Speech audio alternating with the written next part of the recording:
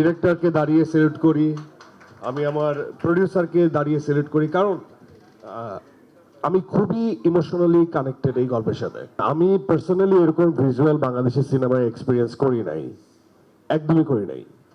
এখন আমার একটা সমস্যা আছে, সমস্যাটা হচ্ছে রিয়েলিটি আমাকে খুব টানে, রিয়েল গল্প আমাকে খুব টানে, রক্ত মাংসের মানুষ আমাকে খুব টানে। আমার কাছে মনে হয় যে রক্ত মাংসের মানুষ, রিয়েল মানুষ, ওই পাশের বাড়ির সাধারণ মানুষটা অনেক বেশি শেডসের হয়, অনেক বেশি এক্সপ্রেশন, অনেক বেশি অভিনয় নির্ভর হয়। চরিত্রগুলো সংলাপ, এক্সপ্রেশন সবকিছু ডিল করতে হয়। হয় না যে একটা মানুষ গুলি যখন খায় সে মারা যায়, একটা মানুষকে যখন পাঞ্চ করা হয় তখন সে ব্যথা পায়, একটা মানুষকে থাপ্পড় মারলে সে অপমানিত বোধ করে, একটা মানুষকে উলঙ্গ করে দিলে সে লজ্জায় কাঁদে। তো এগুলো তো নর্মাল হিউম্যান বিং এর এক্সপ্রেশন।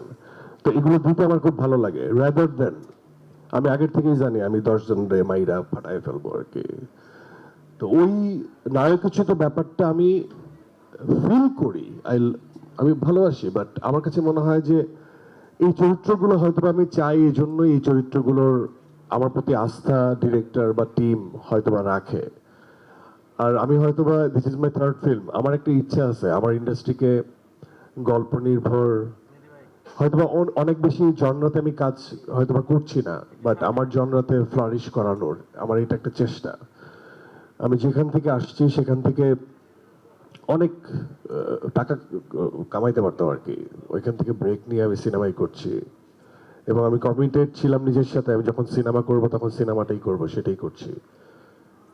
তো সেই জায়গা থেকে আমি খুব দাবি নিয়ে বলতে পারি যে পুরোপুরি এই দম টিম যেভাবে একাগ্রতা ডেডিকেশন দেখিয়ে কাজ করছে, সেটা আমি একদমই আমি টোটাল টিমকে দাঁড়িয়ে সেলুট করি, এবং আমি আমার এই ডিরেক্টরকে দাঁড়িয়ে সেলুট করি, আমি আমার প্রডিউসারকে দাঁড়িয়ে সেলুট করি, কারণ আমি খুবই ইমোশনালি কানেক্টেড এই গল্পের সাথে। হ্যাঁ, সো আমরা এখন বসতে পারি, সবাই অনেক দাঁড়ায় গেছে। হ্যাঁ, অ্যান্ড এই যে ওর সাথে আমার কাজ করা হয় না, পূজা, আমি জানি না ও কোথা থেকে আসছে, আমি জানতে চাই না কিভাবে আসছে, আমি জানতে চাই না সে নায়িকা কিনা, বাট আমি শুধুমাত্র বুঝি সে আমার কো আর্টিস্ট। এই ছবিতে সে আমার সহধর্মিণী, তো আমার পথ চলার সঙ্গী।